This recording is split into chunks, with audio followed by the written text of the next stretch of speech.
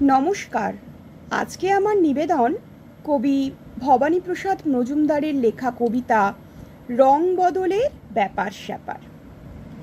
দিল্লি থেকে বিল্লি এলেন দুধের মতন সাদা।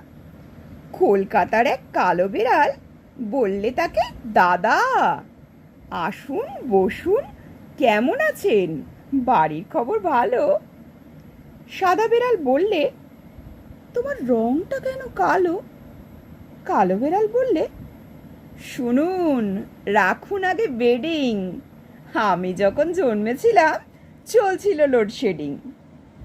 কুচবিহারের রাজার ছিল একটা কালো হাতি।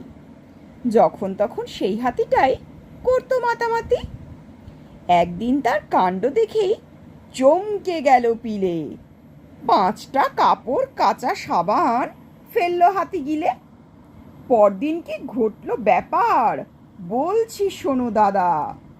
সাবান খেয়েই কালো হাতির বাচ্চা হলো সাদা। রামুর সাথে দামুর সেদিন হঠাৎ হলো দেখা। বললে দামু, শোন রে রামু, চললি কোথায় একা? 9 মাস বাদে দেখা হলো, কেমন আছিস?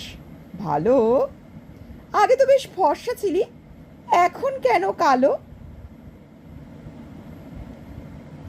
বললে রামু, কেমন করে রং হলো শোন ময়লা।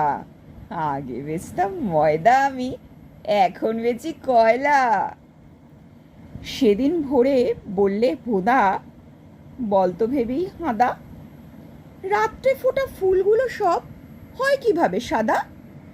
বললে হাঁদা, হায় রে গাধা, এ তো সবাই জানে।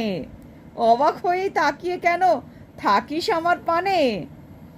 রাত্রে ফোটা ফুলগুলো না ঘুমিয়ে জেগে থাকে, হয় সাদা রোজ, সারা দেহেই জ্যোৎস্না মেখে মেখে।